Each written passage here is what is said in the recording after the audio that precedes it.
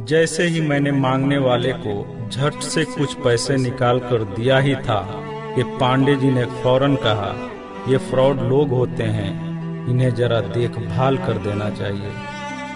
ये लोग हमारी अच्छाई का फायदा उठाते हैं और हमें ठगते हैं। पांडे जी की बातों को सुनकर मैंने कहा, आपने बिल्कुल सही फरमाया। पहले मैं भी ऐसा ही करता था, लेकिन एक वाक़ये ने मेरी दुनिया ही पलट कर रख दिया।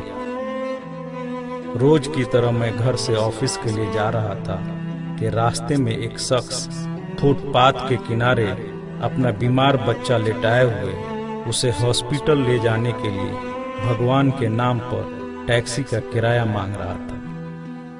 वो कभी किसी पैदल का बाजू पकड़कर हाथ जोड़ देता, मेरा बच्चा बचा लें, मुझे टैक्सी का किराया दे दें, तो कभी किसी गाड़ी वाले को हाथ देकर रोकता और उसके पीछे भागता कि वो कार में उसके बच्चे को हॉस्पिटल पहुंचा दे।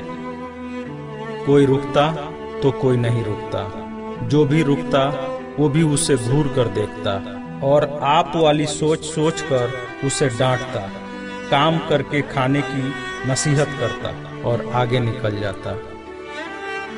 मैं जैसे ही अपनी कार पार्क कर रहा था कि उसकी नज़र मुझ पर भी पड़ी और वो मेरे गाड़ी के सामने आकर खड़ा हो गया था और मेरे रुकते ही मेरे दरवाजे के शीशे पे जोर जोर से पीटने लगा। जैसे ही मैंने गिलास नीचे किया, उसने मेरा हाथ पकड़ लिया और कहने लगा, भाईजान, खुदा के लिए मेरे बच्चे की जिंदगी बचा लें, उसे सख्त बुखार है। आप नीचे उतरकर उसको देख तो लें तो आपको यकीन आ जाएगा। आप देंगे तो शायद किसी और को भी एतबार आ जाए। मगर मैं भी उसी की तरह सोच रहा था। मैंने भी उसे काम करके खाने की तस्कीन की और पिछले जुम्मा की सुनी हुई हदीस उसको भी सुना दी कि कमा कर खाने वाला अल्लाह का दोस्त होता है, और गिलास बंद करके आगे बढ़ गया, ये बड़बड़ाते हुए कि हरामखोर ये हमें बेवकूफ समझते हैं।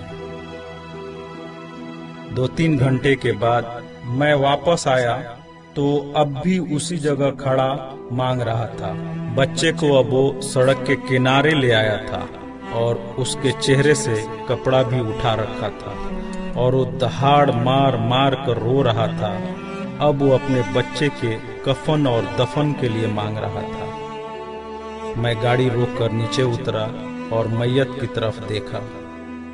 फूल की तरह मासूम बच्चा जिंदगी का बाजी हार गया था। मेरे रोंगटे खड़े हो गए। मैंने जेब में जो कुछ भी था जेब से निकालकर बेगर देखे उसके तरफ फेंका। उससे पहले कि उसका बाप मुझे देखे, मैं उस तेजी से वहां से निकला मानो दुनिया की सारी बलाएं मेरे पीछे लग गई हों। मैं ऑफिस पहुंचा तो मेरा बुरा हाल था, ऐसा कि जैसे मुझे बुखार जकड़ने लगा हो। मेरा काम में मन नहीं लग रहा था। मैंने उस दिन की सारी मीटिंग को कैंसिल कर दिया। मैं भी उसी बच्चे की तरह एड़िया रगड़ रगड़ कर मरना चाहता था। 2-3 दिन के बाद बुखार को तो आराम आ गया, लेकिन मैं जहनी मरीज बन गया था। मुझे लगता था कि मेरी उसी सोच से वो बच्चा मर गया। कुछ दिन गुजरे, मैं ऑफिस में स्टाफ से बात कर रहा था। तब तक रिसेप्शन से आवाज आई, सर आपसे कोई मिलना चाहता है। मैंने पलट कर देखा, सामने उस मरे हुए बच्चे के बाप को देखकर मुझे चक्कर आ गया और मैं पत्थर का बुत बने उसे देख रहा था। तभी उसने अपने जेब में हाथ डालकर कुछ पैसे निकाले और मेरा शुक्रिया अदा करके कहने लगा कि आपके पैसे बड़ी बरकत वाले थे। शायद आपके खुलूस की बरकत थी कि मेरे बहुत सारे काम हो गए। सारे खर्चे के बाद कुछ पैसे बच गए और उनमें से कुछ पैसे मैंने उधार लेकर डाले हैं। ये आप कबूल कर लीजिए, बाकी मैं आपको जल्द ही वापस कर दूंगा। मैंने पैसे वापस लेने से सख्ती से इनकार कर दिया और मिन्नत करके उसे पैसे रखने को राजी कर लिया। और जैसे ही वो जाने लगा, मैंने उसे रोका और अपनी कंपनी में काम करने के लिए पूछा। वो ऐसे राजी हो गया जैसे उसे काम की ही तलाश थी और किसी ने उसके दिल की बात सुन ली हो। वो बहुत खुश हुआ और अगले ही दिन से मेरी कंपनी में बतौर वॉचमैन काम करने लगा। पांडे जी, मैं आपको उससे मिलवाऊंगा, लेकिन वो कार वाला किस्से का जिक्र उससे मत करना। उसने आज तक नहीं पहचाना कि उसने मेरा भी कार रोककर मुझसे मदद मांगी थी। वो मुझे एक बड़ा ही नेक इंसान समझता है, जिसने उस बच्चे की लाश देखकर अपना सब कुछ निकाल कर दे दिया। पांडे जी, उस दिन के बाद से मैं किसी को खाली हाथ नहीं लौटाता। थोड़ा सा देने से ना वो अमीर होता है और ना मैं गरीब। बस दिल को तसल्ली होती है। और रह गई लूटने की बात, तो पांडे जी हमें कौन नहीं लूटता। कपड़े वाला हमें लूटता है, दवाई वाला हमें लूटता है, सब्जी वाला हमें लूटता है, दूध वाला हमें लूटता है।